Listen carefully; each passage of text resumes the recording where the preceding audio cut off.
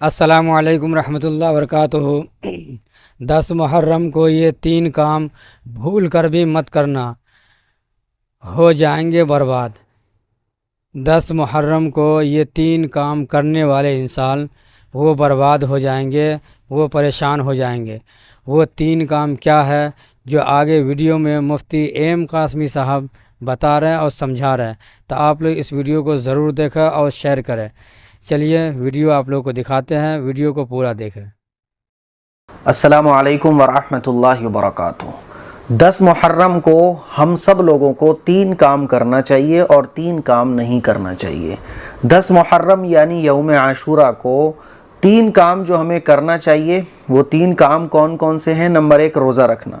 10 محرم کو روزہ رکھنے کی بہت زیادہ فضیلت احادیث مبارکہ میں وارد ہوئی ہے۔ اس روزے کی برکت سے اللہ تعالی ہمارے 1 سال کے صغیرہ گناہ معاف فرما دیتا ہے۔ حضور علیہ الصلوۃ والسلام نے اس روزہ رکھنے کی تلقین فرمائی ہے۔ حضور علیہ الصلوۃ والسلام خود 10 محرم کو روزہ رکھا کرتے تھے۔ 10 محرم کے روزے کے ساتھ ساتھ ہم 9 کو ملا لیں یا 11 کو ملا لیں، تو پہلا کام جو ہمیں 10 محرم کو کرنا ہے وہ یہ کہ روزہ رکھنا ہے۔ دوسرا کام، اللہ تعالیٰ سے ہمیں دعا کرنی ہے، کیونکہ 10 محرم کو اللہ تعالیٰ نے ایک قوم کی دعا قبول فرمائی، حضرت آدم علیہ السلام کی توبہ قبول فرمائی، اور کوئی ایک قوم گزری ہے جو گنہگار تھی، اس نے توبہ کی، تو وہ 10 محرم کا دن تھا۔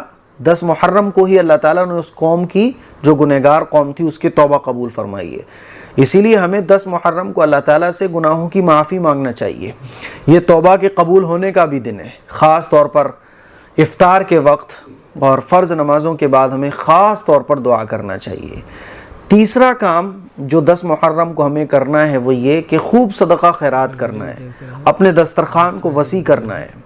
حدیث شریف سے یہ پتہ چلتا ہے کہ جو 10 محرم کو اپنا دسترخوان وسیع کرتا ہے، اپنے گھر والوں پر خرچ کرتا ہے، اپنے ہاتھ کو کھول دیتا ہے، تو اللہ تعالیٰ پورے سال اس کے رزق میں برکت عطا فرماتا ہے۔ ایک صحابی ہیں حضرت جابر رضی اللہ تعالیٰ عنہ، وہ فرماتے ہیں کہ ہم نے اس چیز کا مشاہدہ کیا ہے کہ کئی سال ہم نے اپنے دسترخوان کو 10 محرم کے دن وسیع کیا، لوگوں کو افطار کرایا، غریبوں کو کھانا کھلایا، اپنے گھر والوں کے لیے ہاتھ کو کھول دیا، تو اللہ تعالیٰ نے ہمارے پورے سال رزق میں برکت فرمائی۔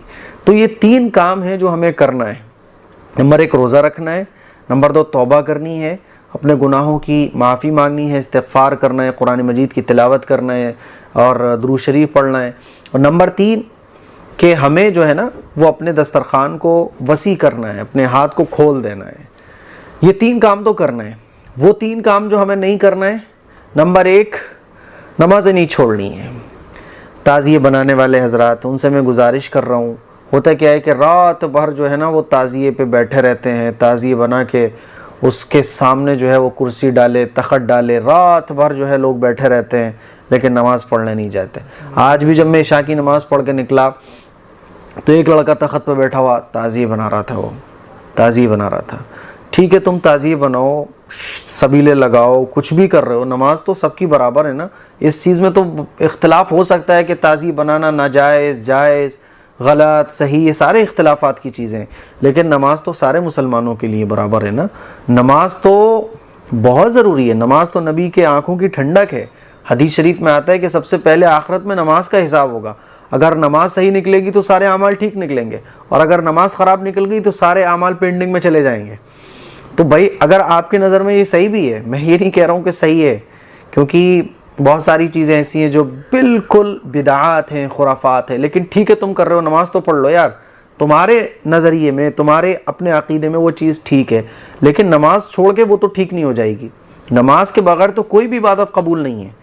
تو پھر اگر تمہارے عقیدے کے مطابق وہ عبادت بھی ہے، وہ دین کا کام لگ رہا ہے تمہیں، لیکن نماز کے بغیر تو وہ بھی قبول نہیں ہوگا نا۔ اسی لیے نماز مت چھوڑو۔ اب وہ لگا ہوا تھا اس میں، عشاء کی نماز پڑھ کے جب میں نکلا، برابر میں مسجد تھی لیکن وہ اسی میں لگا ہوا تھا، تو میں نے دل میں سوچا کہ ہائے، تو تھوڑا تو سوچ یار، جن کی محبت میں تو یہ بنا رہا ہے، کھپچیاں کھڑی کر کے اس پہ جو ہے وہ سجا کے سارا کچھ بنا رہا ہے، پھر تو رات بھر بیٹھے گا اور اس کی حفاظت کرے گا، پھر تو دوپہر بھری دھوپ میں روزہ نہیں رکھے گا، ایک سنت تو یہ چھوڑے گا، روزہ نہیں رکھے گا، نماز تو ایک ٹائم کی پڑھ نہیں رہا ہے، اسی کو تو نے اپنے ہاتھ سے بنایا، پھر اسی کو جا کے دفن کرائے گا۔ کیا ہو گیا تیری عقل کو بھائی؟ کچھ تو سوچ یار. تو نماز نہیں چھوڑنی بھائی. سب سے کہہ رہا ہوں جو تعزیے بنانے والے ہیں, پوری رات تعزیوں پہ بیٹھنے والے ہیں, سب سے کہہ رہا ہوں, میں فجر کی نماز جب پڑھنے جاتا ہوں تو 10 محرم کو دیکھتا ہوں کہ لوگ اونگ رہے ہوتے ہیں تعزیے کے سامنے بیٹھے ہوئے, لیکن مسجد نہیں جا سکتے. کیا ہو گیا کہ مسجد کیوں نہیں جا رہے بھائی؟ مسجد سے اتنی نفرت کیوں ہے؟ حالانکہ کربلا کے واقعے سے جو سب سے زیادہ اہم سبق ہمیں ملتا ہے وہ یہی ملتا ہے. لوگ پوچھتے ہیں نا کہ کربلا کے واقعے سے کیا سبق ملتا ہے؟ کربلا کے واقعے سے مردوں کے لیے سجدے کا اور عورتوں کے لیے پردے کا سبق ملتا ہے. اس کو دیکھو, آپ اس پہ غور کرو تھوڑا سا. تو نمبر 1 نمازیں نہیں چھوڑنی ہیں. نمبر 2 شریعت کے خلاف کوئی کام نہیں کرنا ہے. یہ بڑی بڑی الماریاں تم نے لگا دی, ڈی جے ساؤنڈ لگا دیا, یا حسین کے تم نے میوزک والا اس میں نعتیں بجا دیں.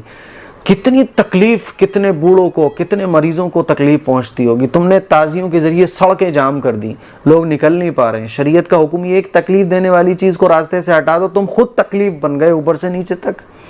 سڑکیں تم نے جام کر دی, گاڑی نہیں نکل پا رہی ہیں. یہ اسلامی تعلیمات ہیں. تو کوئی بھی کام جو شریعت کے خلاف ہو وہ 10 محرم کو نہیں کرنا ہے, کیونکہ 10 محرم یہ, بلکہ محرم کا مہینہ یہ قابل احترام مہینہ ہے. اور محرم کے مہینے میں بھی 10 محرم کو جو دن ہے نا وہ بہت زیادہ برکت والا ہے, فضیلت والا ہے. اب اسی دن میں ہم نے شریعت کے خلاف کام کرنا شروع کر دیے. تو میوزک, ساؤنڈ, شریعت کے خلاف جتنے بھی کام ہیں وہ نہیں کرنا ہے. رزق آپ بانٹ رہے ہو, ٹھیک ہے, آپ بانٹ رہے ہو, لنگر چلا رہے ہو, لیکن لٹاؤ مت. آپ شربت پلا رہے ہو, ٹھیک ہے, لیکن اسے برباد تو مت کرو. اتنا رزق 10 محرم کو برباد ہوتا ہے. سڑکوں پہ دونے پڑے ہوئے, پتے دونے بھرے ہوئے حلووں کے اور کسی اور چیز کے, کھانوں کی چیزوں کے پڑے ہوئے ملتے ہیں. غریب کے منہ تک وہ پہنچ نہیں پاتا ہے. میرے عزیز بھائیوں, تھوڑا تو سوچو یار. تم اللہ کو راضی کرنا چاہتے ہو نا, کیا یہ راستہ اللہ کو راضی کرنے والا ہے؟ تو نمبر 2 اللہ کو ناراض کرنے والے, اللہ اور اللہ کے رسول کی تعلیمات کے خلاف کوئی بھی کام نہیں کرنا ہے, کوئی بھی کام نہیں کرنا ہے. نمبر 3 اپنی بہن بیٹیوں کو روکنا ہے کہ دیکھو راتوں میں اور دن میں یہ تعزیے دیکھنے مت جاؤ. بے پردہ خواتین, ہماری بہنیں, ہماری بیٹیاں بے پردہ فیشنیبل ڈریس پہن کے, لیپا پوتی چہرے پہ کر کے جو تعزیے دیکھنے کے لیے نکلتی ہیں. پھر ان کے پیچھے جو لڑکے چلتے ہیں, کیونکہ ظاہر ہے بھائی سب کو پتہ ہوتا ہے کہ یہ لڑکی جائے گی جس کو دیکھنا ہے. پھر جو چکر بازیاں, کاٹے بازیاں چلتی ہیں, آپ لوگوں کو سب پتہ ہے, میں اپنی اس کو زبان سے ادا نہیں کرنا چاہتا. لڑکیاں, خواتین, عورتیں, جوان لڑکیاں. اچھا عجیب بات یہ کہ جو عورتیں, شادی شدہ عورتیں, وہ تو برقعے میں ہوتی ہیں, جن کی طرف کوئی مسئلہ ہی نہیں ہے. اور جو جوان بچیاں ہیں وہ بے پردہ ہوتی ہیں, جن کی طرف نوجوان اٹریکٹ ہو. جس کو ڈھکا ہونا چاہیے وہ تو بے ڈھکی ہے, اور جس کو ڈھکا اس کو بھی ڈھکا ہونا چاہیے, لیکن اس کے ڈھکے نہ ڈھکے ہونے سے کوئی فرق نہیں پڑ رہا, اس کو کوئی فرق نہیں, وہ ڈھکی ہوئی ہے. اور جس کو ڈھکا ہونا چاہیے, جو جوان ہے ابھی, وہ بے پردہ چل رہی ہے. پھر جو ہے وہ لڑکیاں نکلتی ہیں راتوں میں باقاعدہ تعزیے دیکھنے کے لیے, ہماری بہن بیٹیاں جاتی ہیں. خدا کے لیے تھوڑا سا تو یار خوف کھاؤ, تھوڑا سا تو سوچو, آخر ہم کیا کر رہے ہیں, کیا دیکھنے جا رہی ہیں؟ تعزیے دیکھنے جا رہی ہیں. کیا یہ عبادت کا کام ہے؟ بے پردہ خواتین کا نکلنا, پھر سج دھج کے عورتوں کا نکلنا, کیا یہ اسلامی تعلیمات ہے؟